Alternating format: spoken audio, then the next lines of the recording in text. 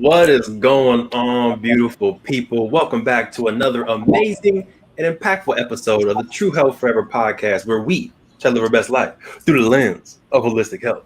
I'm your host, Truvel, creator of Black Wall Street, the board game, and as usual, I have on the other side of the screen the beautiful, the laugh, the smiling, the amazing dimple in her chin that we just discovered 3 minutes ago. Queen herself. Please introduce yourself. What's up, party people? My name is Sinclair, aka The Health Nerd. The Health Nerd. I really wanted it to go with the words. Excited to join you on this new way, this new platform, and it's weird not being next to you. Oh, I feel you, Queen. I feel you. As the Queen alluded to, we are testing out a new platform. You may not feel the difference if you're just listening, but feel free to head to the True Health Forever YouTube channel, and you'll be able to watch episodes live and see the new dynamic stuff that we are putting into it. It goes directly with the theme of today, which is the secret to personal and business growth. Without further ado, let's get into the episode.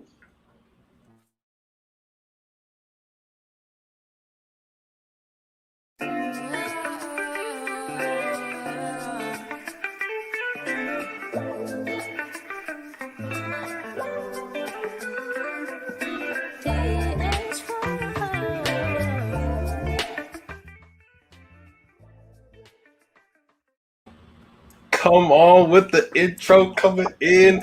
Love it, love it. All right. Right. So let's go ahead and do our usual weekly check-ins. We did some fun stuff maybe like 2 weeks ago, a week and a half ago, that we didn't have the opportunity of diving into last week, which was a dope episode with Star. But Queen, how's your week? How you feeling? How you doing? My week was pretty good. I feel like these last couple weeks have been a little bit like chill, which is good. So it's giving me a little bit of time to like reevaluate, some things for businesses, for personal, so we can, really continue quarter two, with a bang. But yeah, making good progress on really all of my different goals. So feeling pretty good. This year is flying by. I can't believe it's today's May, right? Yep. May. It's May. Wild. Crazy. But yeah, I'm good. I'm pretty good. This week was relatively I don't want to say stress-free. There's no such thing. But manageable stress level this week. So overall good. How about you, King? Nice. A lot going on this week. More so for Masterpiece Edition. We officially launched. Masterpiece Edition is available for pre-order on the website. We also did this morning our first interview with Melinda Ruth, who is one of the commissioned artists, a part of the game. And then on Wednesday, we did our first IG live, and I don't want to mispronounce his name. First name Kier and last name Christensen. No disrespect, my bad. I need to rewatch the video. But he joined, and it was just a good kind of kickstart, I think, to Masterpiece Edition and getting stuff rolling. So that was fun. But things that we didn't get a chance to highlight and talk about last week is one, the wedding that we went to. So huge shout out to Shirley, Ron, love the love. They were actually they were podcast guests. But we've known them for almost 10 years, but they were podcast guests maybe a few months ago. Y'all know time is a black hole these days. Our episode on dog health, the dog barkery. That's them. Go check them out. Yeah, the perfect dog barkery. So yeah, it was good to be able to, they came to our house, broke bread, talked about business, talked about love, talked about just like friendship, and then to be able to also go to their wedding, it was dope. And there are some some different things, right? And maybe Sinclair, if you want to go first, some things that you appreciated that were different, that maybe you're not used to seeing at weddings culturally. I have one example for sure in my head, but I want to see if you want to go first. Well, so I don't want to take the one you're probably gonna say. You good? I can freestyle. I got two. For sure. Well, they did a foot washing ceremony, Yeah. or a ritual during the actual ceremony, which I thought was very interesting. I'd never heard of that nor seen that before. And I got to admit, at first I was kind of like, like, I'm not sure how this is going to go. But if you actually see it done, it was actually a very beautiful thing, because if you think about like your feet and like especially washing your feet, I feel like unless you're like, you're going to get a pedicure or something like that, you're usually the only person to wash your feet. I feel like that's kind of a very intimate thing. So to kind of share that with the whole audience was an interesting experience, and it was nice. It was it wasn't quite what I imagined, but the way they did it made it beautiful. It made it something that you don't mind seeing.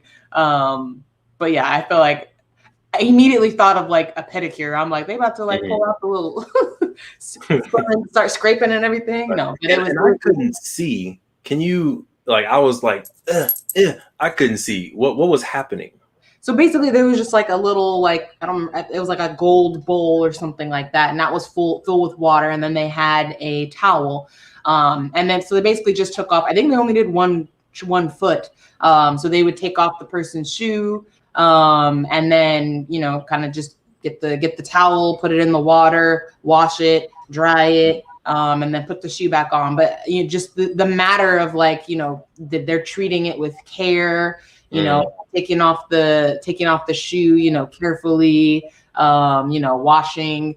I'm sure it looked like a little massage. It felt really good. And then putting it back on again, they were just very careful, very it was very I'm serving you type of thing. I feel like that's the vibe that you got. And I think that was the intent of they're demonstrating how they're going to serve and, just help each other out within the relationship.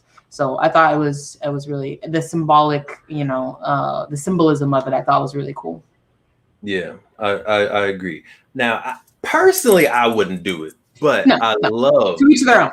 Yeah. I love the symbolism and the fact that I've never seen it before. And even I think the reverend pastor, the person that was giving the way was also like, I've never seen that before. And he said that openly at the wedding.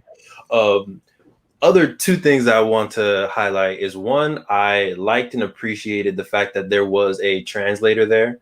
Right. So shout out to her for live translating the stuff in Spanish for the other family members to be able to hear. Crazy pressure. I can only imagine the pressure. Figure out how to say some of it and just having to figure out in the moment, whew. Right. But then the other thing that I know the queen really appreciated are the donuts. They didn't have a cake. They had a fresh donut making machine, and it was delicious. I think we had maybe 3 or 4 rounds of donuts. I think just 2.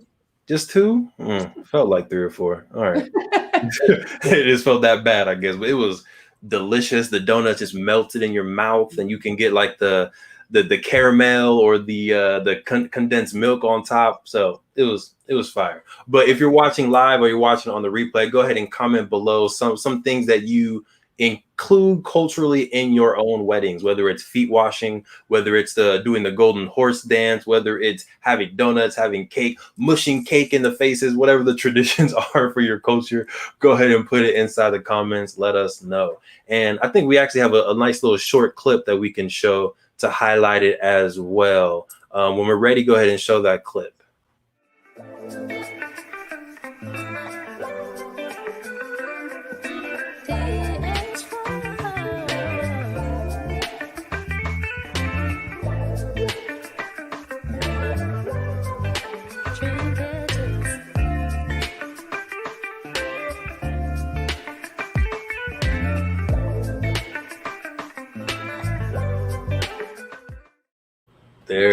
There it is. So yeah, it was fun. Lots of good folks that we haven't seen in a while, so we definitely appreciated it. Something else that we did, same weekend. I'm pretty sure that was the same weekend. Right? Give me the head. Yeah. The hike. Yeah, we did a nice hike. It was my first time doing the Mount Rubidoux legendary Riverside Hike. What all that? It's the most popular one. Yeah.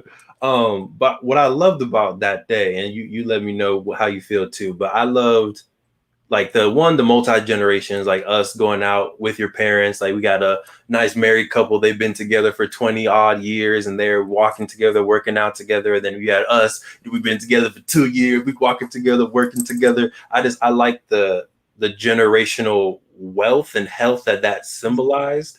Obviously people looking maybe don't know that we're married, but like just us knowing that and walking together and working together and talking. I like that. It's the simple stuff. I liked it. It was really good. It was really nice. I think, and even like that, I don't remember the last time that I've done that. Like, I legit. Actually, I do. It was maybe a couple years ago with my parents and my brother. But it was really nice to take it again with a different perspective. You know, seeing now Riverside, being able to hear the different things that are either were happening or are going to happen, different projects. And we were asking about like the river and, you know, the Santa Ana River that's not really existent that much anymore. But yeah, just talking about like the different either things that were supposed to happen, you know, within the city and maybe never happened, or different things that are supposed to be built around. And it's a really cool hike because you really get a 360 view of the city. So it did bring up some different memories. We talked about our old house. And so yeah, it was overall like, obviously it was a good workout, burn like 600 calories, you know what I'm saying? But yeah, it was I enjoyed that.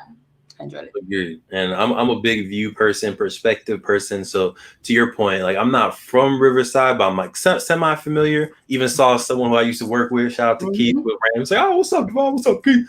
But it was definitely dope to see an aerial view of Riverside, and also to see how developed Riverside looks, like downtown Riverside, versus what Rubidoux looks like. And it was like a very stark contrast. Yeah. But yeah, we have I think a short clip also about the hike. Let us know in the comments below before we get into the clip. What is your favorite hike to go on, right? So whether you're in California and you got a hike that we can actually go to, definitely put it if you're from California. But if you're from outside California, go ahead and drop some places that you love taking hikes, lakes, mountains, random trails. Let us know just in case we end up popping by your state. But let's go ahead and get into the short clip.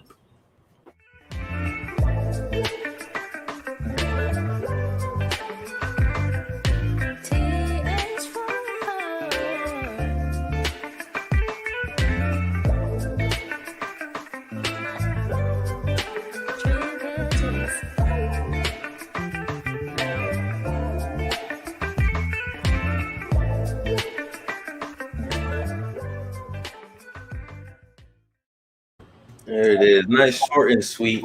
And in case you're just joining us, we are the True Health Forever podcast, where we try to live our best life through the lens of holistic health. I see you.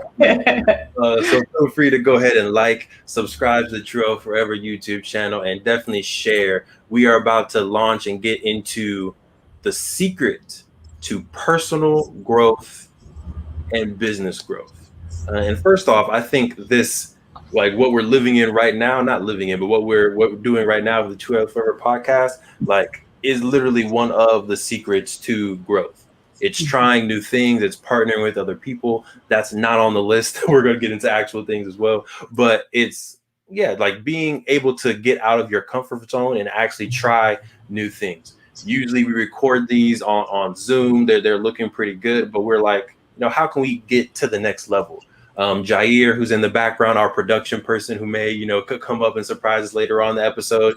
He felt confident in going into StreamYard. He's been doing his own research. We did a few practice rounds and we were like, you know what? We want to be able to give more value to our customers. We want to be able to give more value to folks that are interacting with us for the first time. So we're trying something new, and we definitely encourage everyone else out there doing business, try something new, get out your comfort zone and grow with us or grow alongside us. All right. Queen, anything you want to add before we dive into the episode topic? Nope. Cool. So, number one on the list when you are trying to reach that next level is you need to self-assess, right? You need to figure out where am I right now in order to figure out what level do I want to get to. So we have two short prompts for you. Feel free to write it down, reply out loud, however you feel comfortable. But the first thing is figure out what you are just amazing at, right? What is your superpower? What is your skill? What is the thing that everyone comes to you to do? All right. So what are you just really great at? And how can you figure out how to do that specific thing more often? So I'm gonna throw it over to the queen so she can brag about her, and don't give the long list. We all know you're amazing. We all know you're a superhero. You know what I'm saying? The galactic goddess over there. We know. But oh yes, go ahead and flex. But can you please give folks one, maybe two examples of what you feel like you are great at and how you've been able to do that more often in business or in life? Yeah, so honestly, with me and my personality, it's much easier for me to critique myself and figure and come up with the things that I can use more work in. So it's actually a different muscle to come up with the things that I'm great at. But I'd say, one of the things that we've discovered, I guess semi more recently, I'd say within the last year, through some of the conferences, shout out to ETA, Eric Thomas and Associates, 1% Club, conference that we attended last year, I guess probably almost a year ago now. Yeah. And so through the DISC assessment and through some of the workshops and things like that, we're able, and even I think it was really you, kind of the conversation that we had after, retroactively reflecting on, the conference and what we learned about it. You kind of let me know, like, I think what you're good at is systems. And I think I really agreed with that. And, creating a system, my brain, if this is your first episode, I have a background in engineering. I have a very analytical, I love, as a kid, loved math and science. My degree's in chemical engineering. So I'm more like the logical, analytical type of brain. So I love systems. I love things that take the guesswork out of it. I like to just create this is what needs to happen. And so, we've talked about a few ways we can use that within our business. But one of the ways more recently that I've, one of my little projects that I'm kind of proud of is for Potluck. And again, for those of you who don't know what that is, Potluck is a community. A Potluck community is an app or a platform where foodies can get access to delicious and authentic home cooked meals. We started that. Us two are the founders, and we run that with our family. So it's a family run business. And so one of the things that I've been working on recently is the process for how we get chefs onboarded onto the platform. It is quite a lengthy and tedious process. There's a lot of different documents and paperwork that need to be filled out, and they need to be filled out in an incredible amount of detail. And this is kind of the stuff we're learning about right now, down to if you say you're going to cook some bacon, what temperature are you cooking the bacon to? All of that needs to be on the paperwork. So, and then addition to, food safety certification and things like that. So there's a lot of moving parts to getting someone permitted. And, I've been within the last year kind of learning that process and working one-on-one with chefs to get them onboarded. But really kind of realize that as we scale up this business, it's going to be a lot harder for me to be able to do that one-on-one with every single chef. Right. So thinking about how can we systemize. We make up words. Don't even worry about that. We make up words. How can we systematize, that process so that it allows me to work on other things, but also gives the chef everything they need to get through. So long story short, I created an onboarding course. So everything that I would normally go through in a Zoom setting or in a video chat setting like this, I basically created a video for and walked through each step. So normally it would be okay, we've done that step. Now let's set up another call to go over the next step. And I basically put that all into an onboarding course. So all I have to do is go through each lesson. And by the time they get to the end of the course, they have their completed application packet, ready for the initial review by our team before we send it in to the county. So proud of that. We still have to, kind of test it out. But, that's one thing that I think I was able to do relatively easily because of just the way my brain works. It's easy for me to kind of think of like, okay, so if I was a chef, let me put myself into the chef's point of view. My question would be this, and then I'd want to know this, and then I'd need to know this. And so kind of putting all of those, answering my own questions and putting it into a course of format was one of the ways I was able to use my gift, what I'm good at to, help the business out.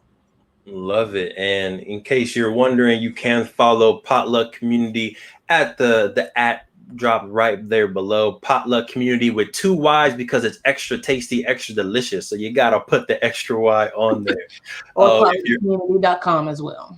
Yes. Also go to potluckcommunity.com. It is primarily if you are in Riverside, California currently, but we are always looking for more opportunities. So feel free. I love that, Queen. I think your engineering brain, like the fact that you have those steps, like, okay, first this needs to happen, then this needs to happen. If this happened, then this happens. But if this happens, then that happens. Mm-hmm. All of that is, I think, a amazing superpower. And yeah, I'm glad we were able to discover that early and figure out ways to embed it within Potluck, within Truvel Forever, and hopefully within just our lives even. Like we've tried to figure out ways we can systematize our own behaviors as well. So Love it. Now, personally, we are in the self-assess section. We're talking about what you do great and how you can do that more. So for me, and I'm gonna try to be humble and just do one like the Queen did. I think I am great at people interactions, right? Whether it's in a podcast, in a Instagram live. Oh, I got a cosign. Oh, for sure. I got the cosign from the Queen. But yeah, I think I love engaging with people. I love asking people questions, even questions that they're probably not even thinking about. So I think that's one of my superpowers. So how can I do that more? In the masterpiece, what we're doing is the artist interviews. So we could have just stopped with getting the artist paintings itself and putting it on the board, and we could have been done there. But I was thinking again, like, all right, how can we, one, add more value, and how can I do more of what I love to actually do? So it was a pretty easy slam dunk no brainer to let's do live interviews with the artist, right? And these interviews are going to be live for folks to register for so they can watch it live, but they're also going to be recorded and put inside the rule book so that people can scan the QR code and go and watch these videos afterwards. But it's something that for me doesn't take too much more emotional energy. It does take time and you got to set it all up. And the most stressful part for me is actually emailing the artist and getting everyone scheduled. And I had to write the proposal and the organization part, which I probably should ask the Queen to do. That was the most stressful part. But the actual interview itself, that's the easiest part. I can do that in my sleep or wide awake, dreaming. when your life is a dream, everything looks the same, you know? Yes. But yeah, so the question for y'all is, again, what do you do good or great, amazing, and how can you do that more in your personal life and more in your business? Now we're gonna switch it over to, an easy question possibly for the Queen, because she says she's kind of self-critical, but I think the hardest question for us to ask ourselves is, you know, what are you not so good at? You know, what do you do? What do you put your hands in that maybe you shouldn't be doing, right? So Queen, do you want to go first or second on this one? You can switch it up. You can go first if you like. Okay. So we already talked about this, but what are you not so good at that you can either do less or that you can get better at doing? So we brought this up, I think, 2 episodes ago with the whole beach trip, you know, that didn't go as planned, but we worked it out. I'm not great at the details. Hence why, you know, I got blessed with this amazing Queen. Was that a cosign? You are something else. You over I here. gotta do both sides. I gotta be fair. You are something else. But yeah, I'm not great at the details. I'm not great at the step-by-step logistics.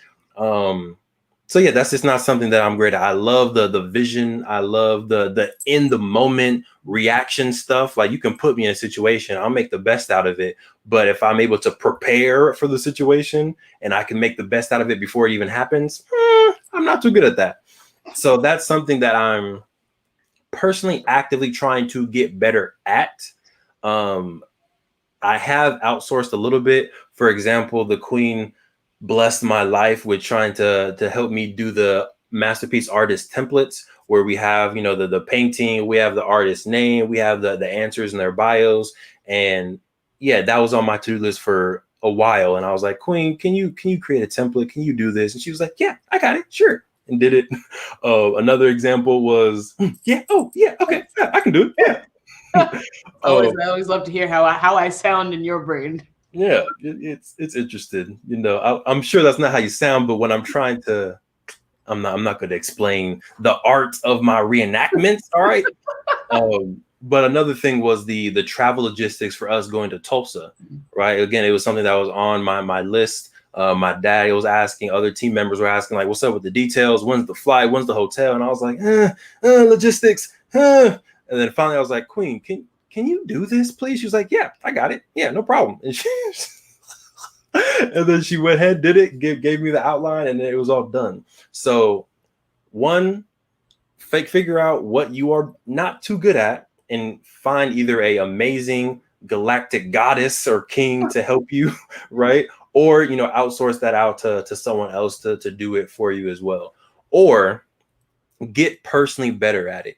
And I am trying to get a little bit better step by step, writing out my proposals, putting outlines in there, using automated services to do some of the things. So I am doing a little bit of self-development, but at the same time, I'm looking like, all right, well, what can I give to the Queen? What can, Jair help us out with? What can Daniel do? What can other people do who are also, within the tribe? All right, passing it over to the Queen. What's on the short list of things that you are not good at? Short list. The first thing that comes to mind is multitasking. It's just not a strength of mine, and I think it goes right along with my personality that we talked about earlier. So because I am more of an analytical brain, I'm really good at diving really deep into one thing. I kind of like just disappear into like one thing, and I can do it down to the granularity that probably the average person does not think of. And like all the different possibilities, right? Well, then what if this happens? And then I can prepare for all of them, right? As much as possible. But in reality, in real life, right, you'd never have any one thing going on at any one time. So it's something that I have had to, or I am still actively working on getting better at, because as you can probably already tell, if you're listening to this podcast and getting to know us, we have a million things going on at any one time. Different business ventures, as well as we both have full-time jobs. So there is a lot going on at any one point. And so it's something that I'm having to get better at. And, trying to just manage my time a little bit better. And scheduling is also not my strong suit, in terms of like, I can come up with a list of things that can get done, but then putting that into some type of schedule format that makes it, I think once I usually get it into a schedule format, it makes it a little bit less overwhelming. Just looking at a to-do list is overwhelming to me, because it's just like all this stuff to get done, and it feels like you don't have enough time. But then when you actually put it, okay, I have a 2-hour block here, I can get this and this and this done during that 2 hours. It starts to feel like, oh, okay, it's not a to-do list anymore, it's a schedule. And a schedule, all you have to do is follow it. So it's something that I'm actively trying to get better at. But yeah, I'm not very good at multitasking. It's not easy for me to switch tasks or switch projects very easily, again, because I am normally diving very deep into whatever I'm thinking about. So then to now switch in a whole different topic or a whole different business or whatever is not as easy for me. So yeah, trying to work on that. Yeah. Go ahead, Queen. I was just going to say, it's interesting though, like to see our different dynamics. And I think it's even the fact that we're physically separated now, it's even more so to be able to see like how we differ, but like to kind of go off of what he was saying is he's very good at in the moment, spur of the moment, like we're gonna make it work in the moment. I'm like the opposite. I will prepare, doing things in the moment like give me anxiety. I'm like what am I gonna I need like some type of like preparation. So it's interesting to see how we balance and how we work with each other to get things accomplished. Oh yeah, love it. Shout out to the teamwork. Oh, there it is. So we're gonna transition a little bit, but again, step one is self-assess. One of the secrets to personal and business development is you need to know what you're good at, what you're not so good at. That way you know what the plan is moving forward. And be critical, be truthful. Definitely you want it to come from a positive mind frame. Like don't over critique yourself and be like, oh, I'm terrible about all these things. But look at it as I have an opportunity to grow in these things, or I have the opportunity to network with other people that have these talents that I don't. Right. So try to flip it and definitely stay positive within it. Now the next thing that we're gonna talk about is gonna seem a little off. Okay, the next part is talking about looking at long-term results rather than immediate results, right? And trying to make sure that things that you're doing personally or things that you're doing for your business, you are always thinking of the long term in mind and not just that short-term gratification or that immediate gratification. So I saw an interesting clip on IG that we can hopefully pull up in a second. It was very, very interesting. Parents, be advised. All right, so this may be a little graphic, so if you got kids watching, be advised. It's not crazy stuff, but it is a picture of a body part. So are we able to show that? There it is. So I saw this clip and it was 6 things that kill masculine genitals. All right.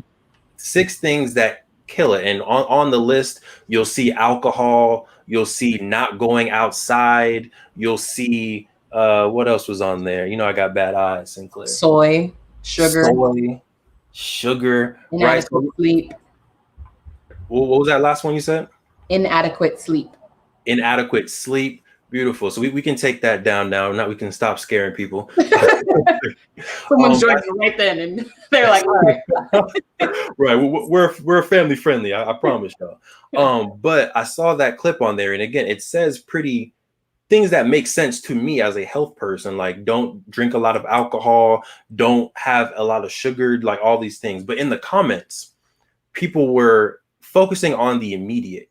They were talking like, oh, well, when I drink Henny or when I drink dark liquor, I'm great. Or how come when people fresh out of jail, when they're not going outside, when they're fresh out of jail, they have a high libido, and like they're thinking very short term rather than after drinking alcohol for 40 years, what effect does that have on your hormones and on your body? After eating sugar in excess for 30, 40 years, how is that going to have impact on your body? And I think we look at short-term results sometimes and we think, oh, we're good, great. But then we don't even think about what can happen 30 years from now from this habitual result of what I'm doing right now. So transitioning out, giving y'all specific examples. Queen, can you give one example of something that people might do to grow their personal brand or to grow their business brand that can have a possible immediate good reaction, but maybe long-term is really not good for them? Yeah. If we're talking kind of like on the brand side, either personal or like a business brand, I see, and I mean, we run several business accounts, Facebook and Instagram, so we get the messages too, right? We've got the temptation, but I see a lot of people, what I perceive, and again, my analytical brain is assuming that they're buying followers. And so, right, we've got, I can find you at least 3 messages that I've received, on the business accounts of like, Today. hey, yeah, 25 cents for a follower, grow your business, 10,000 followers for $50 or whatever it is. And, of course it's tempting, I'm not going to say I never even thought about it, but I think why I haven't, and why I'm very adamant on not buying followers, is that you're robbing yourself of the process, of the work that it takes to organically grow your following. That is work, right? Facts. So if you are buying followers, yes, it's great. It does give you some immediate results in terms of, if you just launched your company, right?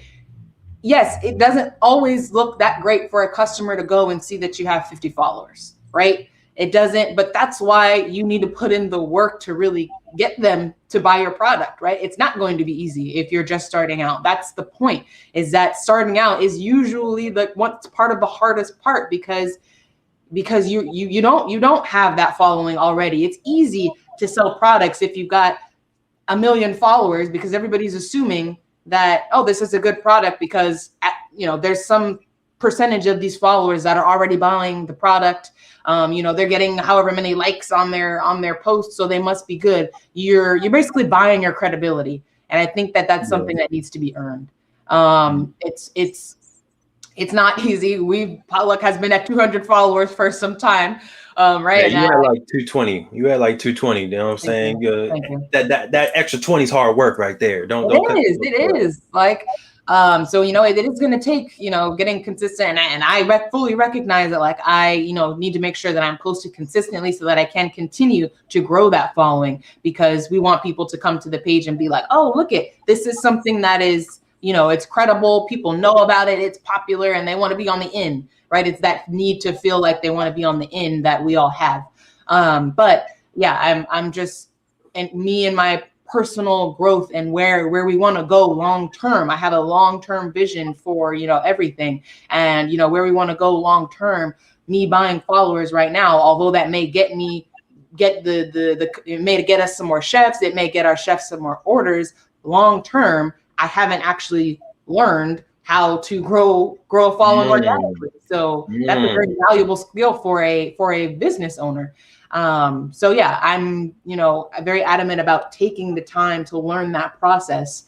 I'm not necessarily saying it needs to be me, right? If we hire a marketing person that can help us get our following up, amen, right? That's great. But that's still, I guess, I still just want to focus on growing it organically, meaning that someone is following us or someone is joining our platform because they see it and they like it, not necessarily because they're getting paid to do so. Right. And I loved what you talked about on you're robbing yourself the experience and the knowledge of knowing how to build something from scratch. I think that is extremely valuable, and it feels good to know I took this from 0 followers to 200. I took this from 0 followers to 2,000. I took it from 2,000 to 10,000, and to know like I did that and I can do it again, I think is powerful. That's a level of confidence that you cannot buy. Right. And secondly, I think when you purchase followers, you also, again, I'm not necessarily saying like it's never a good thing to do. So I think there are possibly strategic ways where you can do it. Personally, that's not how we roll, but we're not saying terrible to all people that purchase followers, just FYI. But I think another thing that it does is it robs your customers of perceiving that they are your early evangelists, right? If they go to your account and you've purchased, like you started yesterday and you've purchased 10,000 followers. Now, when I come to your account, I'm just the 10,001st person.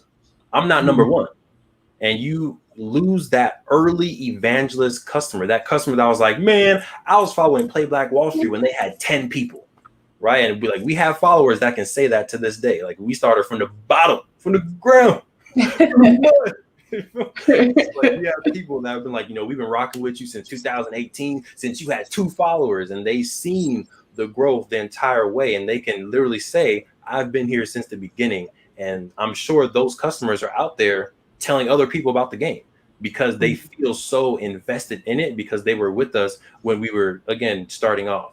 But if we would have started with 10,000, with 1,000,000 followers, that's not something to really brag about. Like, I'm the millionth and first person to follow, or check out this company, they have 1,000,000 followers already. It's like, that's not something I think that people care to share as much as a growing company that they've known that may be a secret, undervalued, right? People want to be like that first to know, but Right. yeah, there's a little extra in there. Yeah. Now, switching over a little bit, still staying within long-term versus short-term, and I'll give a semi-specific example, is vulture partnerships. And these are partnerships where, you know, they are taking more than they are giving to you in the partnership. And I'm a full believer of strategic partnerships, like Play Black Wall Street, Rare X. We have a strategic partnership. Truvel Forever, Rare X, strategic partnership. I'm trying to think other folks that we've partnered with before. Us and all of the artists that can commissioned for the game, strategic partnership. So there's good partnerships out there for sure. But I'll give y'all maybe two examples. Maybe for the sake of time, I'll give one specific example. We did have the opportunity of working with a board game distributor, right? They contacted us. They reached out via email. We had several meetings talking about the price that they would buy the games at, talking about the shipping price, talking about the different locations the game can be in. But at the end of the day, and I'm not remembering exact numbers, but I believe they were looking to get a 60% discount on MSRP, which is like what is the price you're going to sell it at retail.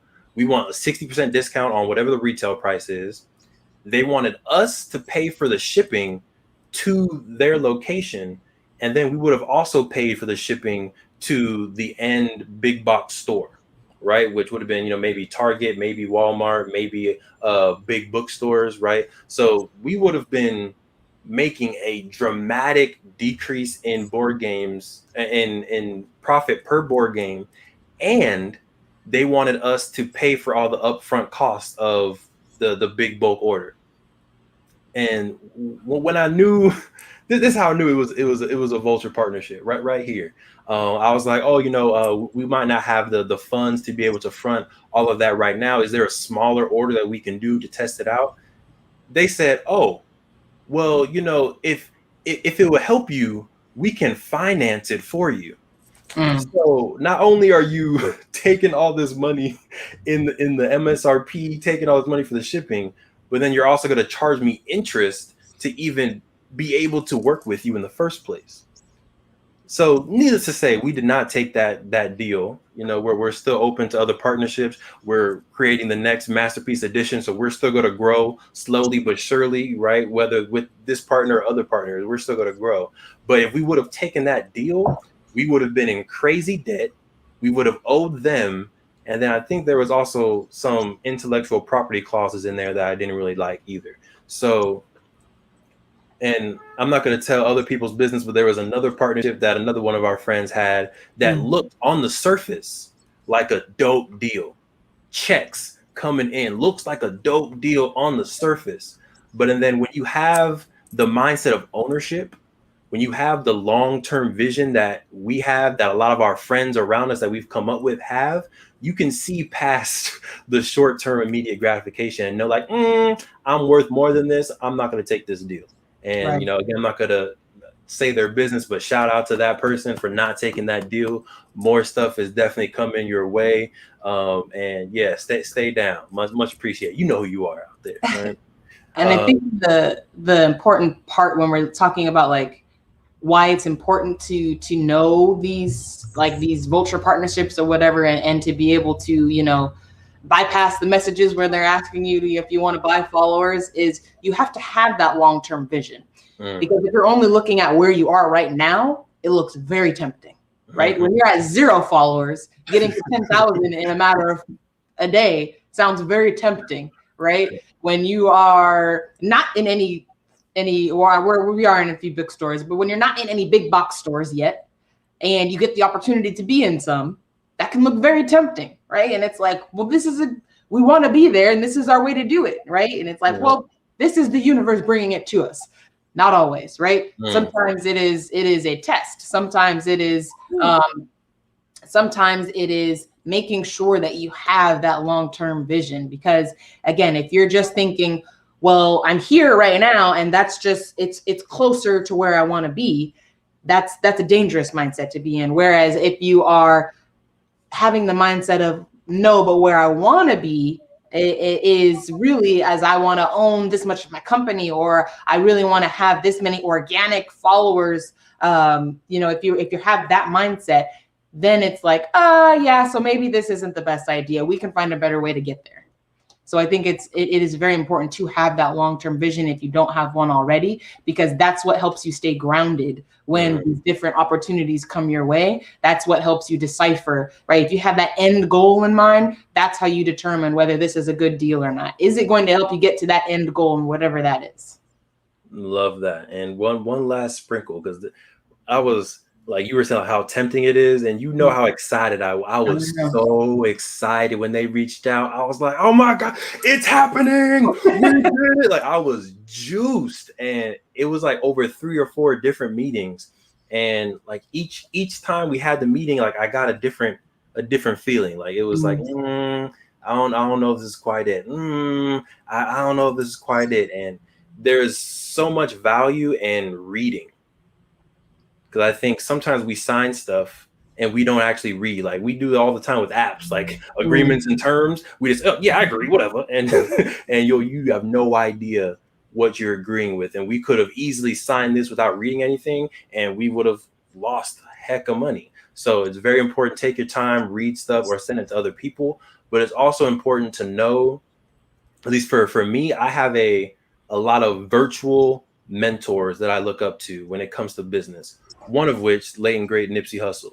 And one of my favorite lines that he says is, don't take no handouts.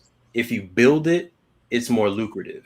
And I've said that over and over again in presentations. And I said that to myself while I was determining, like, all right, do we want to take this deal or do we want to build it ourselves? And that mindset was in my head, like, F the middleman, don't take no handouts. If you build it, it's more lucrative. And it was like, if they're coming to us saying that they're interested in us getting with their distribution and getting into stores, that means that there is value. So if somehow we can be patient and we can recoup this 60%, and maybe instead of 60, it's 30 or 40 or 55, whatever, that little extra 5% is now going to go to our kids, right? That extra little 5, 10, 20% is now going to help us build the next board game, the next real estate venture, whatever else is coming next. So yeah, I love that piece, Sinclair, on, even though it's tempting in the moment, like really take a step back, think, what would the queen say? What would, Nip say? What would other mentors that you have say in this situation? And is it truly the best, or does it just feel like the best emotionally? Right. You got to take the emotions out of it. Got to. Got to. Okay, so for the last section, I want to talk a little bit about creating a process. And it's interesting because this is the first one that we're doing live. So this episode is airing before the episode that we did last week with the person that taught me this. But we had Star on from She Building Her, a dope company that's really built around healing your relationship with money. Episode 56 is going to be dropping later on this week. Definitely make sure you check it out. Star was dope, had good energy, and I bought a little prosperity box for us as well. So that's going to be coming in the mail. But one of the things that I've heard before, but it's just different when you meet someone who you feel like is on your level, whether it's culturally or in business, like, and they say that they do this, and it's like, oh, okay, well, if they're doing this and they seem successful, we should be doing this too. It's kind of the mindset that I had. And maybe you can talk about it a little bit better, but she talked about standard operating procedures and really doing these for a lot of your major business things that you're doing. Queen, do you mind talking a little bit about what SOPs, as the cool kids say, what SOPs are and maybe how you've experienced them? Yeah. So an SOP is standard standard operating procedure. So it is basically taking how you operate your business and putting it down on paper. And the idea, and I think you actually said this during the podcast, is the idea is that you almost want to take it, you almost want to create this SOP with the mindset of someone else should be able to, if I were to go on vacation or if I were to go on maternity leave or something like that, someone, no, that is not an announcement. No, it's not an announcement. No, don't y'all get excited. Joy, stop, Grandy. Nope. Nope. But if for some reason, like I was going to step outside of my business for a second, this standard operating procedure or SOP should be able to have somebody or tell somebody how to run the business exactly how I would do it so that the customer doesn't notice the difference. That's ideally what you want to do. So I've had experiences with SOPs in multiple different ventures. So even my full-time job, we create SOPs for, how to train someone on a specific machine or, different things like that. So that when, if you lose that person and you're hiring someone else in, exactly what to train them on. But for like Potluck, that business, we actually have to one of the applications that the chefs has to fill out is a standard operating procedure form for their kitchen. And that's the main one that is getting, that gets inspected to know whether they're going to be approved or not. So it's got, what are you going to serve down to the ingredients? How many servings is that going to make? How are you going to cook it? To what temperature are you baking your meat to? They want to know exactly how you're going to run their business or run your business, so that they can know like, oh, that's actually not the correct process for that, or, vice versa. But long story short, that's one of the main parts of, getting their kitchen going is creating that standard operating procedure. And I think it's very helpful for them as a chef or as a new business owner to start that process of, this is how I'm going to run my business. I operate on these days for these times. I use this water source. My trash comes on these days. So I need to make sure that I put my, all the trash from my kitchen, I put it out on these days. So yeah, it's just a very good way for you as well. Like yes, it's good to have the mindset of, I'm going to create this for someone else to look at, but it's also good for you to get a little reminder, when we are in those funks of it's just like, I don't really want to do this. I don't really feel like doing this. That happens to everybody. I feel like sometimes people think you start your own business and you just wake up like every day, like, let's go. I'm so excited. Like, nope. You're still a human being. So there are some days where you're just like, this is not it. Today is not it.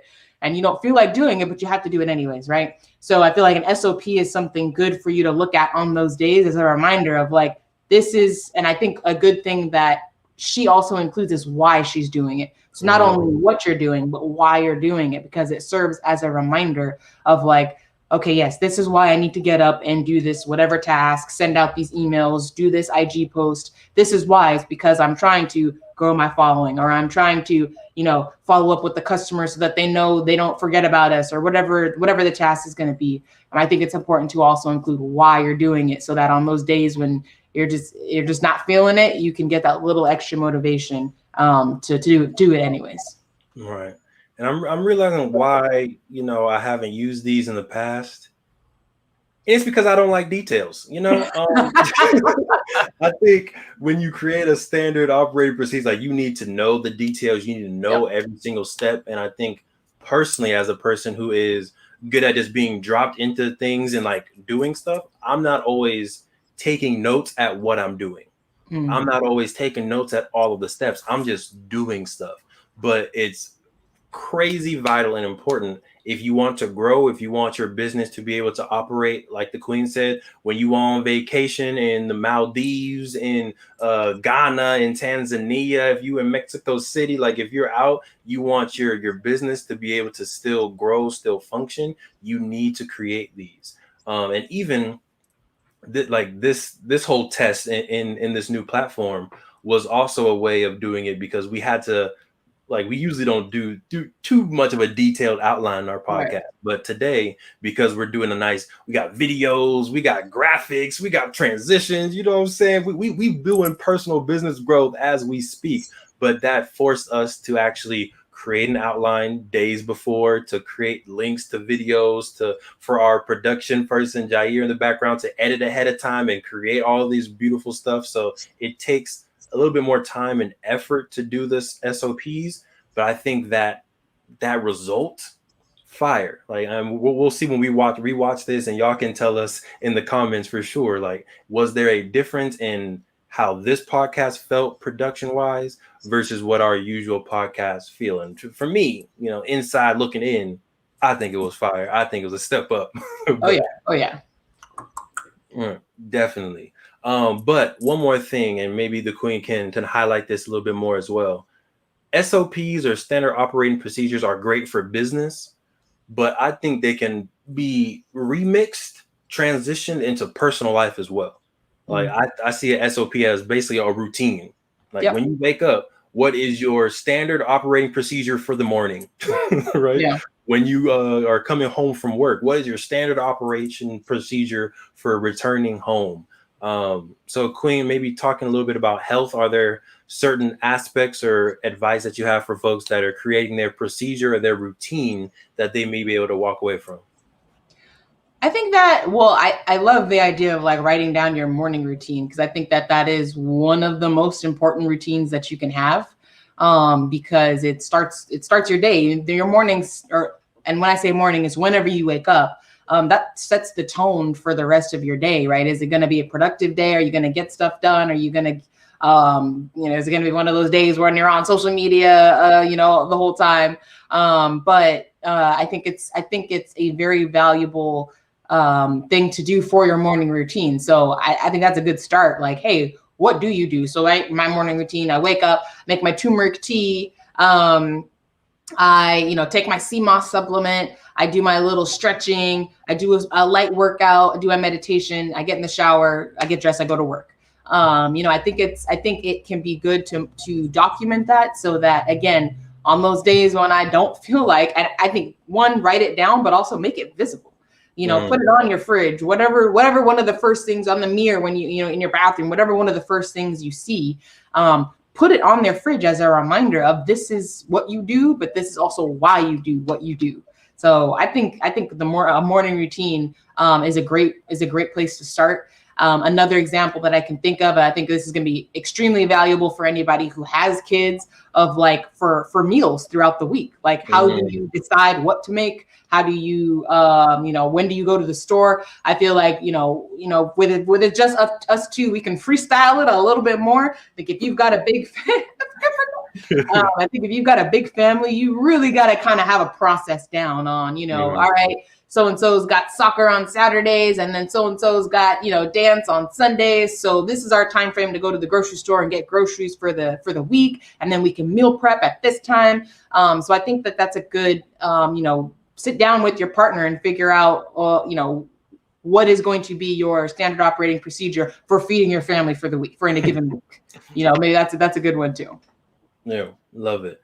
All right. So real quickly, again, if you're just joining us, this is definitely like and subscribe. We appreciate you. This is the True Health Forever podcast, talking about the secrets to personal and business growth. If you're just tuning into the live, don't worry, catch the replay and leave your comments below with the activities. We went through first self-assessing, right? What are you good at? What are you not so good at that you can get better? But more so also, like, how can you network with other people to add the skills that you may not naturally be good at?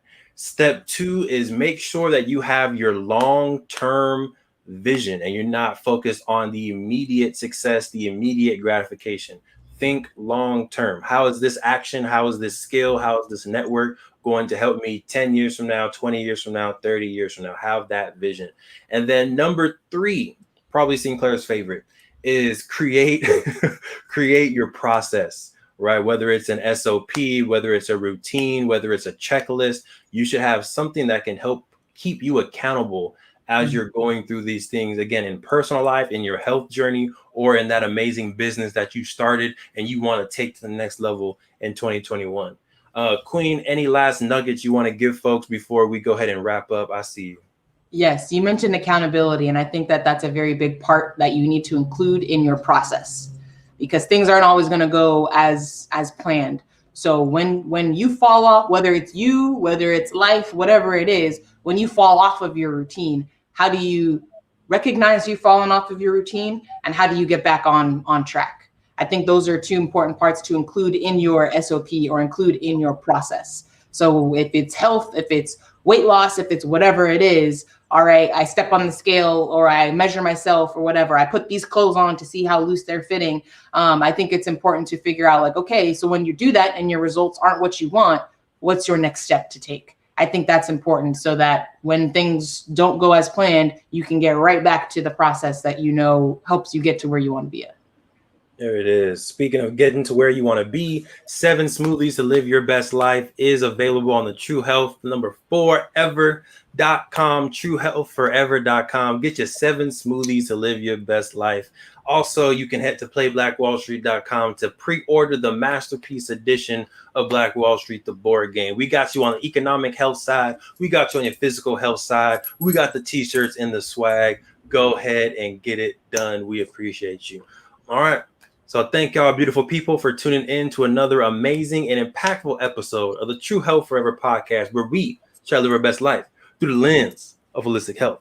I'm your host, Devon Truvel. I see you, Jair. Oh, can we, Jair, come on and join us real quick. Yes. Come join the screen real quick. Y'all definitely never get to see this man in the background, but all of the podcasts, all the Instagram videos, the live stuff is all by this magical visionary right here, Jair. Say what's up to the folks. What's up, fam? I didn't get to do the wall. I know we missed the wall this week, didn't we? Did we? All right, let's hit it. 3, 2, 1. There we go. Hey. There we go. But Jair is a filmmaker, documentary, folks. So if you do have advice, what advice maybe do you have for people out there trying to get into the film industry or trying to break into documentary making? I think my advice is just keep on hustling. Don't ever give up on your dream. I think, speaking for myself, you always have these little moments of doubt. And you look at other creatives and, you instead of being inspired, it's almost like you start to question who you are. And I think that's really unhealthy. And that's something that I've been trying to learn. And I'm learning so much from y'all, how to be just healthy physically, but also mentally. So always keep striving, and try to be mentally wealthy, healthy, and just keep chasing your dreams. At the end of the day, just keep at it. And, things look forward, just with time. Facts. And I want to do a quick story. I know we're over time. We were supposed to end the podcast, but quick story on how we even got connected with Jair. Because I feel like things just happen. And if you're willing to accept stuff, you're willing to go with the flow, like blessings just come your way. I was supposed to meet with Imani on campus. We were supposed to meet in my office. And she was like, oh, I'm running late. Do you mind coming up to the hill and meeting me up here instead? And I was like, one, it's hecka far from my office to the hill, hecka far. But I was like, you know what? Let me go ahead and go up there. So then she's like, oh, hey, this is Jair. He has unlimited swipes. He's about to get us some food. And I was like, I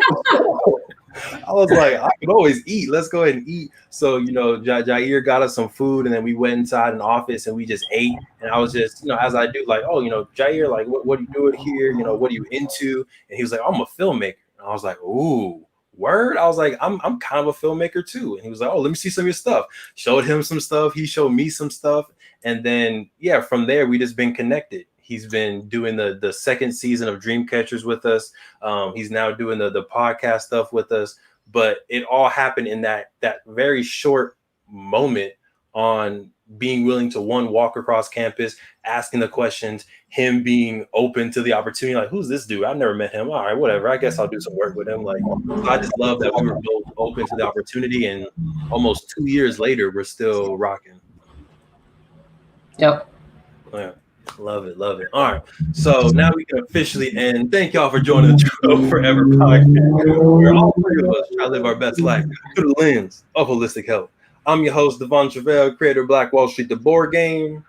I'm Sinclair, aka the Self Nerd. My name is Jair San Vicente. I am behind production for TH4 Forever. Hey, we hope y'all stay healthy. We hope y'all stay mentally wealthy. And of course, we hope y'all stay true.